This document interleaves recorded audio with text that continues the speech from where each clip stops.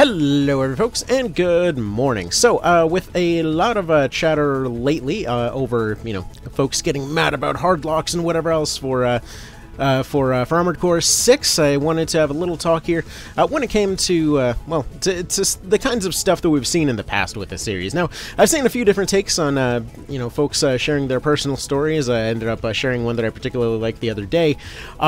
But the thing is, everyone's got their own story when it comes to this series. Everyone's got their own stuff that got themselves stuck in at one point or another.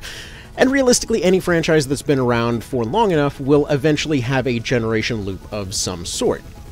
Now, what I mean by this is more just a case of you like the thing in question, and whatever the new thing is always going to ruin it because XYZ random reason. Usually, most of the time, it's not even from a place of actual direct logic as much as it is a, well, oh no, my, this cool thing that I like is going to be ruined and gone forever, and it's more a reaction of fear to something that we don't know or understand yet. Like, for example, the whole hard lock thing. One of the reasons that folks will freak out about that is this assumption that it's just some new thing copying something from something else, which previous video on this that I did was already covering that same thing of, like, even if it was the case, basically AC and Souls just jumping with features back and forth between each other, they're practically the same freaking thing. Like, they have so many shared features, it doesn't even make sense to freak out about them for one reason or another.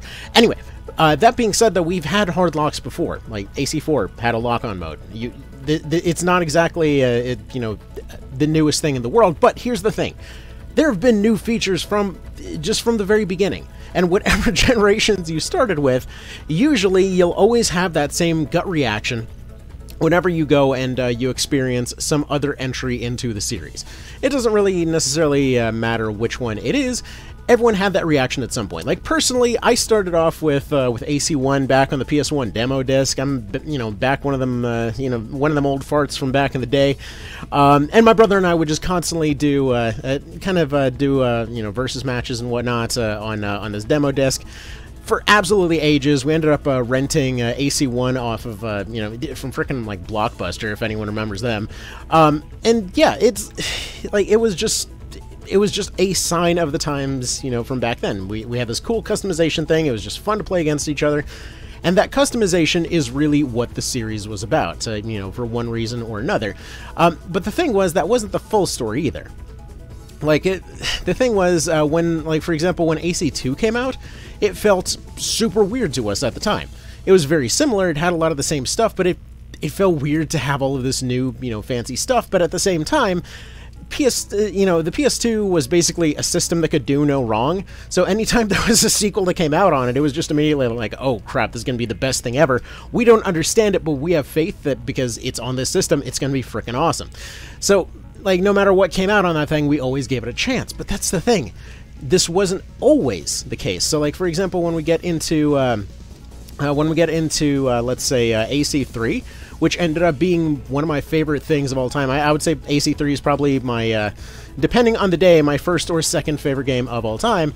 And when it comes to that game, I originally frickin' hated it because it wasn't like AC2. Because it was just one of these cases where, here, we're just... Speaking of features that never make a comeback, let's go ahead and switch over to first-person mode. Let's bitch about first-person mode not being in there, guys! Several games ahead of the... whatchamacallit. In terms of, AC3 there, like I said, it changed a few things. It ended up taking this more depressing tone and what have you. And I remember at the time, I was pissed because it wasn't AC2. It wasn't this thing that I played to death at that point.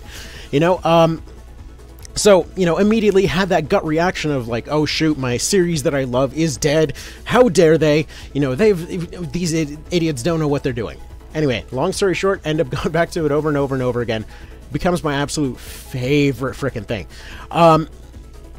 Literally my childhood was just like Tactics Ogre on the GBA, and then I come home and I play some AC3. It was AC2 and then AC3. I didn't even know Silent Line existed. Okay, so when I'm looking, for no sequel, I was looking out for a sequel to AC3. Again, I had no idea that Silent Line was a thing. For some reason, there was zero freaking advertising for it whatsoever. So during that time, that kind of weird period there, I end up getting a little bit of a word of Nexus coming out, which makes me super excited. You know, I'm expecting to find AC4 because, to my knowledge, there was no Another Age, there was no Silent Line, there was, for that matter, there wasn't a Project Phantasma or a Master of Arena. It was just Armored Core, then 2, then 3. I had no idea that the side games were a thing that they did. Because again, you know, context was different back then. It was just a completely different situation. That's oftentimes another thing that tends to get missed over just how different stuff was, like, in terms of how it was presented. That we didn't have these other side games and things to compare anything to. We didn't have a lot of the kind of background behind all of this stuff. It's part of the reason that the side games had a tendency not to do particularly well because, well, a lot of folks just straight up didn't know they existed, even if they were fans. So, yeah, obviously that was going to be a little bit of a problem from a sales perspective, but for some reason they learned absolutely none of that lesson over, you know, decades of having the series, so judge that how you will. Anyway, so, you know, once I hear about Nexus, I'm like, well, I don't understand why it's not AC4, but clearly this is more Armored Core. And you know what happened? As soon as that came out, I frickin' hated it because they redid the mechanics again. And, you know, I had absolutely no idea what the hell was going on. You know, I didn't understand why all my builds that I did before meant nothing. I didn't understand why there was this option to transfer, option to move stuff around. I forget exactly how that worked because I don't recall there being a transfer, but I remember being confused by some kind of transfer thing. I remember, like, a lot of my childhood was spent going through the kind of main menu versus modes, and I remember being extremely pissed because the versus mode in AC3 had entertained me for, like, who knows, hundreds of hours at that point. And so here comes this Nexus version of that same feature, and I get my ass whooped with every single thing in that arena. It is unforgiving, it is brutal, it just absolutely does not care about being nice whatsoever. So I was extremely confused by that game. You know, it couldn't understand the heat mechanics. Like, I don't understand why I'm frickin' exploding every time I move. And a lot of folks had that experience, but a lot of those same ones that ended up going back and experiencing it all kind of came back to that same realization of, wow, this is actually a really cool exploration of a lot of mechanics. But none of us were mature enough back then to actually go and, or at least few of us were mature enough to actually go and make that kind of observation of, like, you know, here's these cool things that they were trying, here's these, you know, cool ideas and how they did stuff a little bit differently, here's the hows and whys of all this stuff. We didn't have any, you know, videos to explain that stuff to us. It was just, if you figured it out, you figured it out. If you didn't, you didn't. So either way, it was super confusing at the time, and I remember I hated it for years. I thought the series was dead. And then down the line, I think like 3 or 4 years or so, I ended up trying it again, and it's like, well, there's actually a lot of stuff to this, you know. As you grow older, you appreciate different things, and start appreciating the darker tone when a lot of stuff was just really, really going dire, you know, life-wise and whatever else. So I was sitting there in this kind of absolutely ghetto apartment, kind of wondering, you know, why the hell, you know, a friggin' kid in their teens is being yelled at to somehow figure out the bills. But anyway, so either way, it was suddenly a very different experience. Like, suddenly that understanding of more corporate stuff, that understanding of kind of darker tones, really helped to cement what was going on there. And then I started appreciating it more and more over the years. And recently I went through it, and it felt like an absolutely fantastic entry into the series. But again, you know, going off of initial gut impressions, I never would have known that. All right, one more coughing fit later. Anyway. So, you know, fast forward a few years, end up getting a PS3, and, well, you know, when I end up hearing about another Armored Core, obviously I was all on board for that. However, was way the hell too broke. So, ended up picking it up in a bargain bin years after the fact, and was very excited to see, you know, what was going on there, because every time that I would look it up, it would be these massive free-for-alls that were going on, these battle royale matches, and I would regularly watch videos of it. And this was around when, you know, all those videos and things finally become more of a thing in this story, because now there's all of these, you know, all these fights going on, all these interesting things online. You might notice I skipped the game that I'm currently playing, and that's because I didn't get to it until far later. Anyway, so it was very fascinating to see, like, oh, here's all these people with all these creative builds, this is what I remember doing with my brother back in the day. This is, I understand what the hell's going on here now.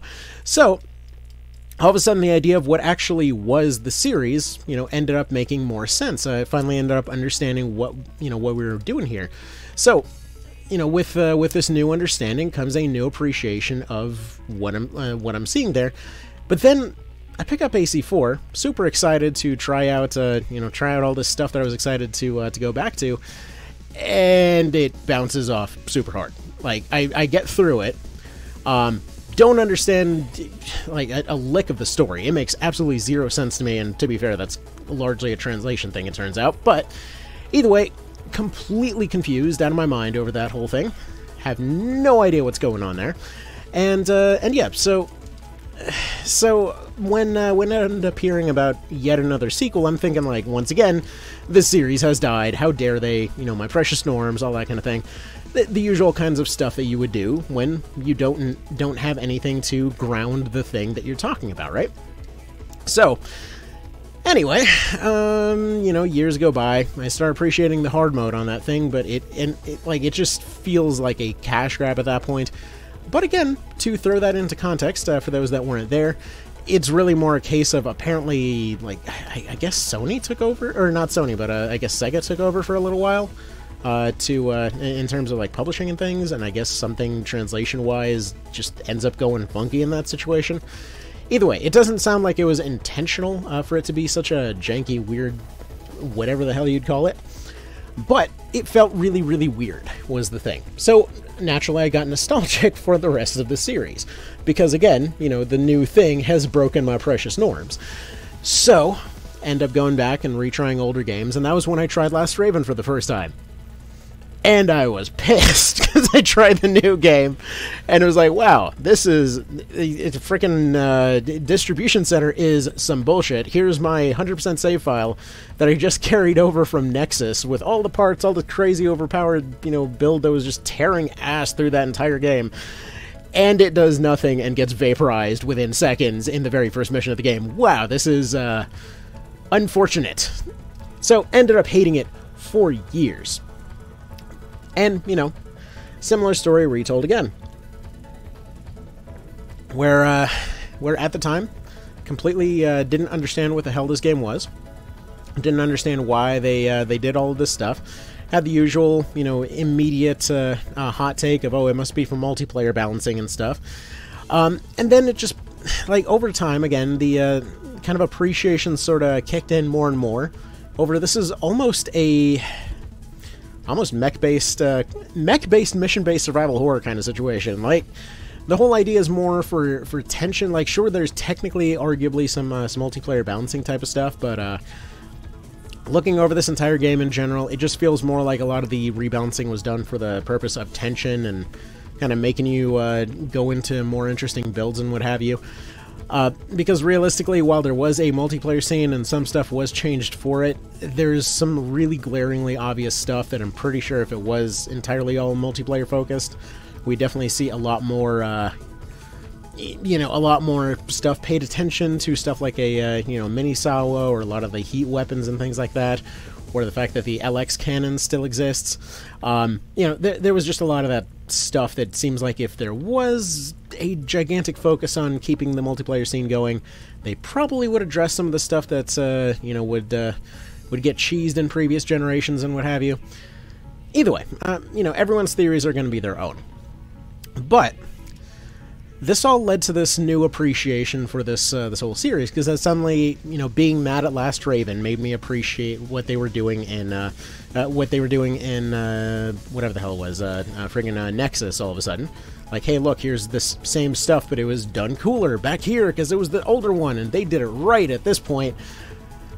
By the way, weird little appreciation that I have for some of the details in Last Raven. Like, this still isn't my favorite by far, but I appreciate how when they added the self-destruct mechanics to the MTs and ACs, the MTs will actually rush you because they've got nothing better to do at that point. Like, yeah, it's directly suicidal and it's annoying from a gameplay perspective, but it makes a lot of sense in universe.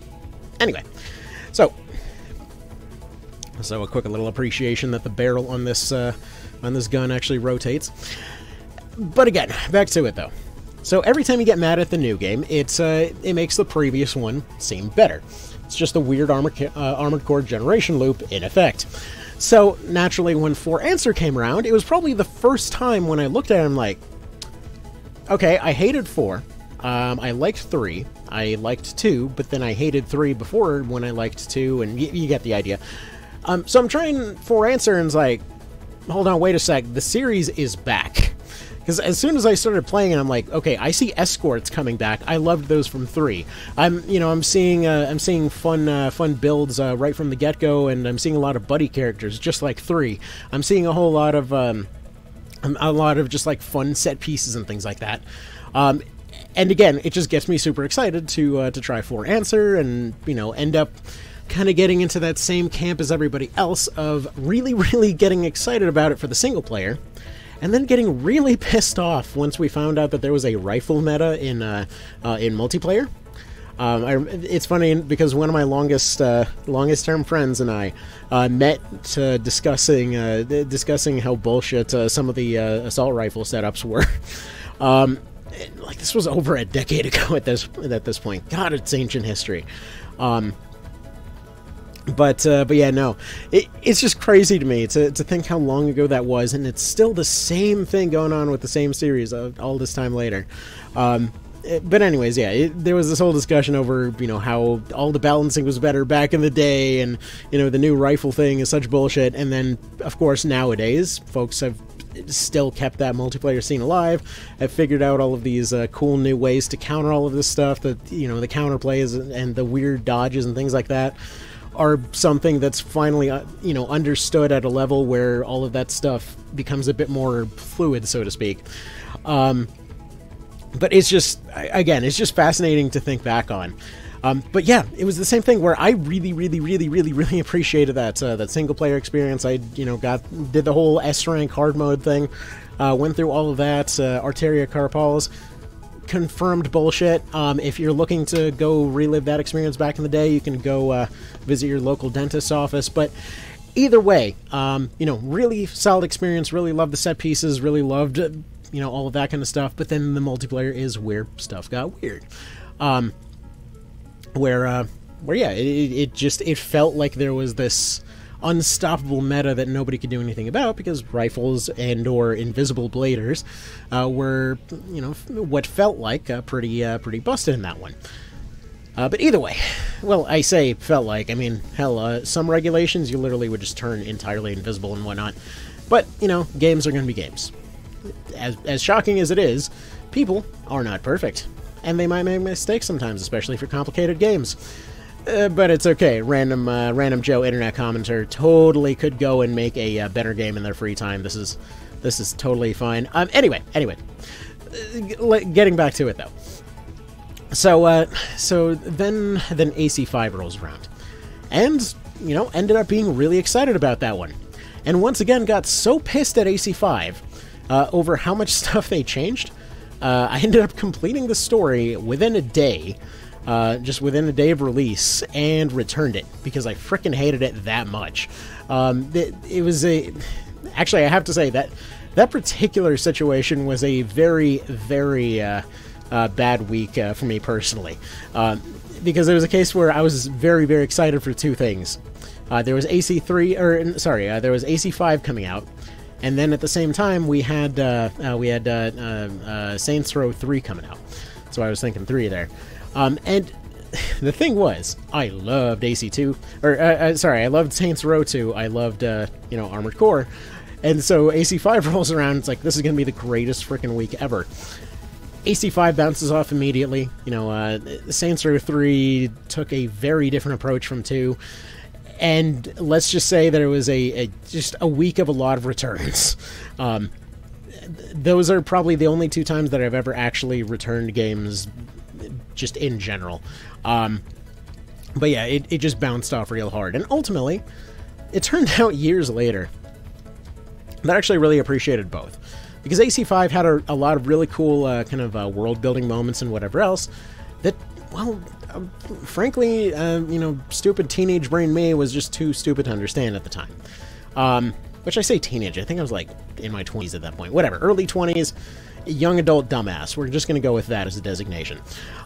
So, either way, you know, it was just a case where stuff kept bouncing off as far as that went. And I was completely convinced that AC5 was just a completely broken mess, that everything just wasn't working right.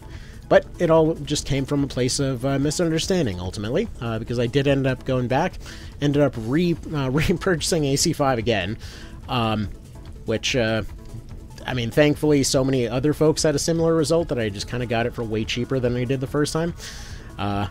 So, at least that was a plus. Didn't ultimately end up losing very much on that. Actually, come to think of it, this was around the same time that I also ended up returning Mass Effect 3. So I guess there was a third one. God, what the hell was Mass Effect 3 on launch? Anyway, they fixed that one, kind of, mostly. Whatever. Anyway, that's a story for another day. So yeah, ultimately, you know, ended up appreciating some of the kind of physical stuff they did there. Kind of started seeing it in a similar light to something like a Twisted Metal game. Just kind of appreciating the dark tone, appreciating the weird stuff that they were doing there. But really, it just didn't really grip me at the time. However, then Verdict Day comes around.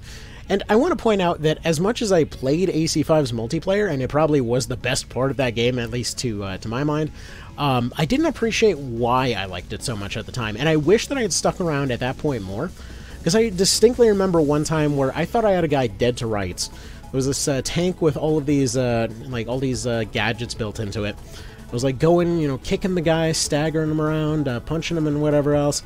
I think I was doing like pile and machine gun or something like that.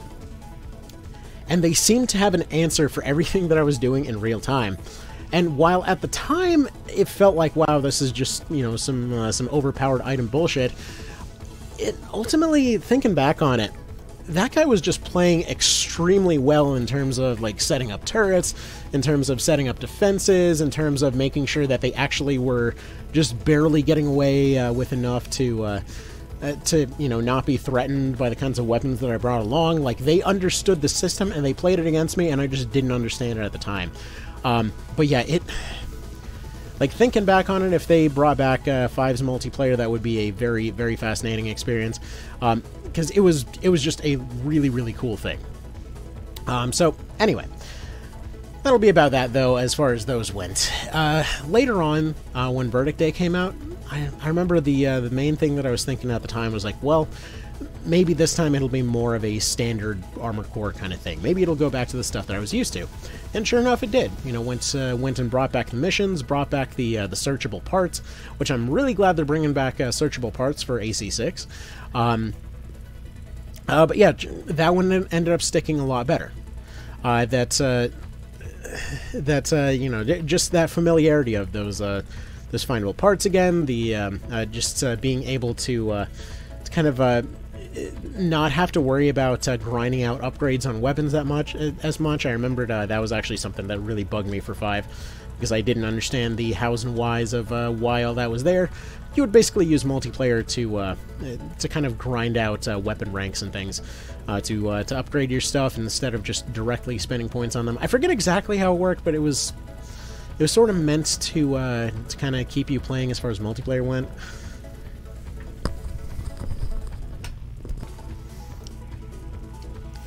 But anyways, again, I don't remember exactly how all that worked, so obviously take all that with a grain of salt. I just remember it being well, this is, I guess, a reason for you to play more multiplayer, and that's kind of about that. And didn't really look into it further. Some folks I remember were telling me that there was a bit more to it, but again, I don't know for sure. So anyways, it was funny because this experience with all of those led to a now completely different experience. Because once again, you know, I remember playing the multiplayer and being pretty mad at it, but again, I thought it was due to balancing stuff.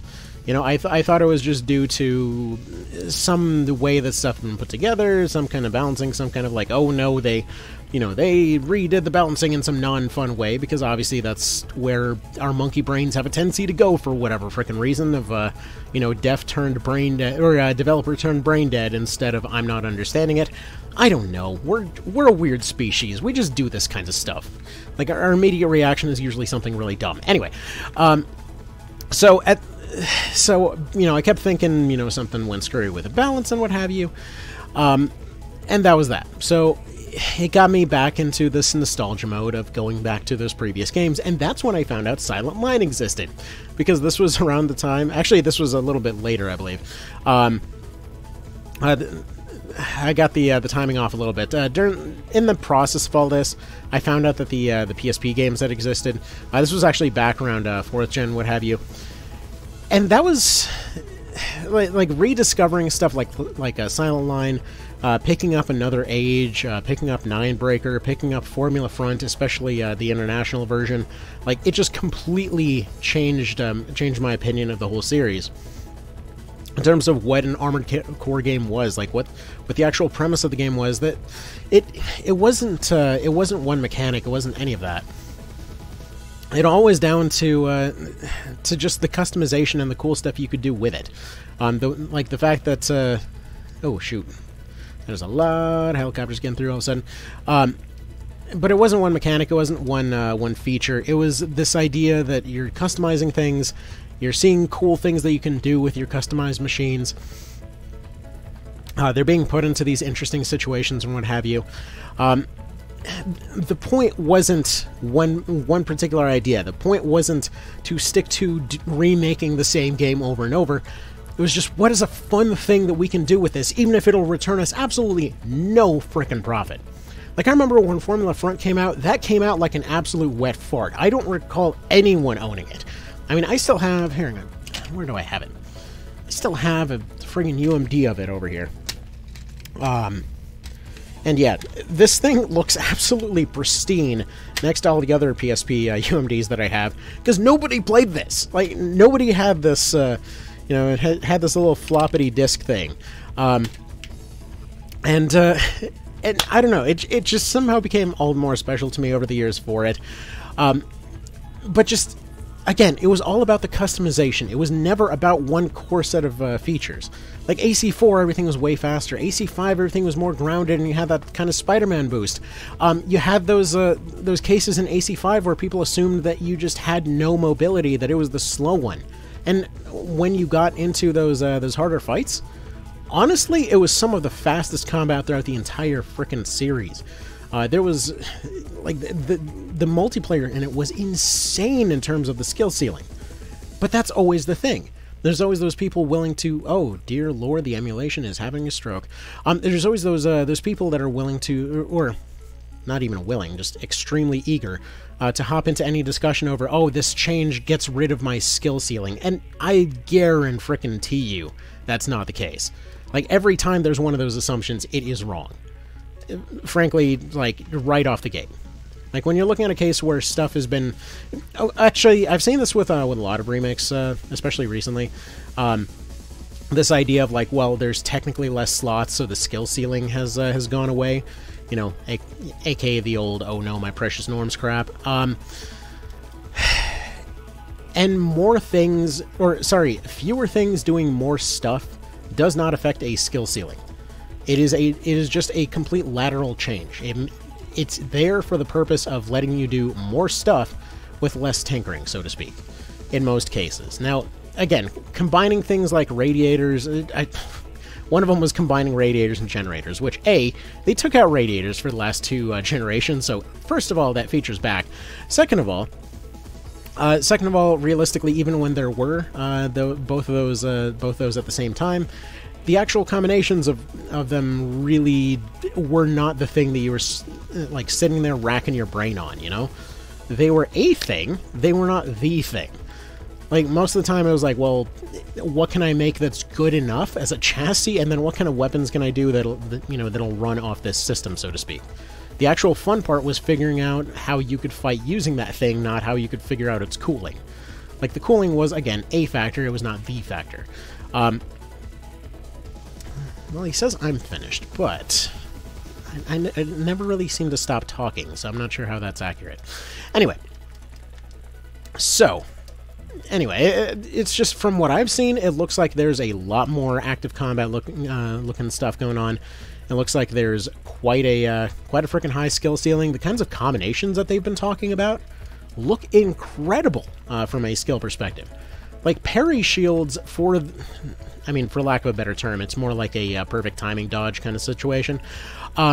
Seeing those kinds of things showing up, where it's a feature from AC3 that they finally brought back, I mean, to some extent anyway. It was more like you had your laser shields activated onto a laser blade, which might as well be a perfect parry, because that's a very tight window to sort of figure out there. But just seeing a feature like that come back in an active way, seeing these cases where they're maneuvering around each other in tight spaces, you know, going and, you know, having different properties for shields at different times, having temporary deployment shields while combining in, like, machine gun and missile combos for different types of staggers and things.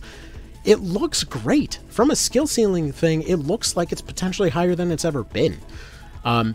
Because, again, these combinations have always been the same thing of, like, how do I use my system to allow myself a certain amount of maneuver?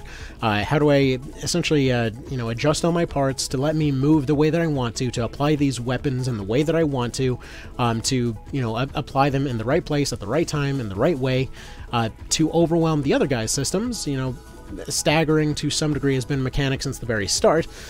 You know, see handguns in first gen, just annihilating you backwards. But the thought of, like, the 1v1 fighting between all of these different ACs has always been a core part of it from the very beginning. It's why the arena became more and more popular. They weren't 100% sure what they were doing back in, you know, back in the PS1 era, but ever since Master of Arena, it's always been, like, first and foremost about the 1v1s versus other ACs and making kind of more interesting choices for your different weapons, for your different loadouts. Like, how do you counter certain things? Even if you brought the wrong build, how do you counter that other guy kind of stuff? That's always been there. And essentially fewer slots doesn't necessarily mean that there's less, you know, overall play there. Especially considering the amount of built-in features that all of them seem to have at this point. Like, remember that the scanning feature used to be its own additional feature back in 5th gen. Stuff like the different boosts used to be their own, you know, extension and side and what have you categories in different versions. You know, hover extensions are something that we've wanted for a while. You know, being able to sort of bring back bunny hopping by the sounds of it. It's more like a bunny hover, I guess you could call it, from what they've described, is great. Being able to maneuver around the world easier. Obviously, time will tell, but from what I've, like, I think these guys have earned quite a bit of just well-deserved, kind of a well-deserved assumption that they know what they're doing. You know, a good faith kind of situation. Because every time that they've made another game in this series, even if it's bounced off initially, I know I've always gone back to them and been like, wow, that's a really cool thing that they were attempting here. You know, I appreciate that now. Like, a lot of folks go into something like Ninebreaker and they're like, wow, this is nothing but training missions. What a waste of time. And totally miss the randomized arena that's some of the most fun for 1v1 fights throughout the entire series. You know? Like, there's so much stuff where the initial impression will be completely wrong or just completely off the mark. So anyways, that's kind of about that. As far as AC6 goes, while certain things have changed, just assuming that, you know, change is bad is just a great way to ruin your first week and then feel dumb about it later. Realistically, go in with an open mind. Like, this is a team, a group of people that has been bringing us cool ideas through various genres. Again, if you want to make that whole argument of like, oh no, they took Soul stuff and they applied it to our Armored Core. Yeah, buddy. How many like features from Shadow Tower do you think made it into PS2 Armored Core? Because I'm pretty sure that that's a whole rabbit hole of its own. Like stuff like oh man, I remember watching somebody play Eternal Ring, and ended up seeing a lot of things that looked similar to AC. I can't remember off the top of my head because it was just funny to watch the weirdness of that game, but I remember seeing a bunch of things that that seemed very familiar. Anyway, whatever. Either way, these guys just kind of throw ideas back and forth and try out new and interesting stuff. It's just how they operate.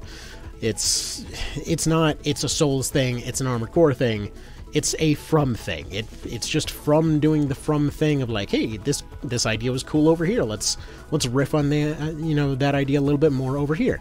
Oh, well, maybe that didn't quite work, okay, let's try it, a little differently over in this direction. Oh, well, maybe if we just did it this other way, oh, cool, that's an entirely new mechanic now, neat. It's like just like a little kid with Legos. That's how they tend to develop stuff. What can I say? Anyway, so yeah, that's kind of been my my history on this whole thing. Originally I was kind of going into this from a perspective of just trying to explain the generation loop. It kind of ended up being, here's my whole freaking personal history with the series.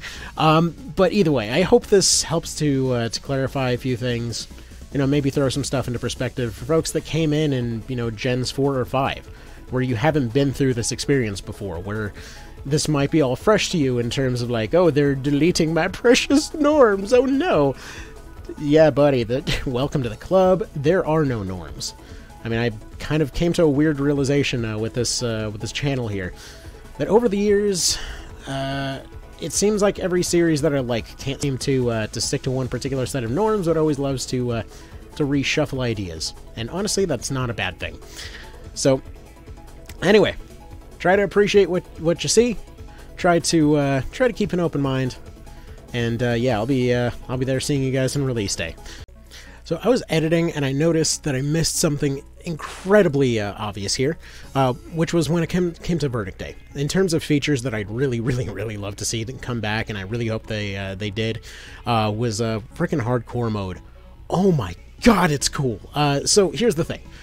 They've always had, hard mode missions and what have you throughout this, throughout the whole series, but seeing something like hardcore mode put in there where it's like basically just different arcade modes to go through the entire story, it was built-in challenge modes and stuff, like, dude, that was so freaking cool. But again, completely misunderstood it at the time, like, here's just a bunch of weird hard modes and whatever else, and then went back to it over a year later, like, this is freaking amazing.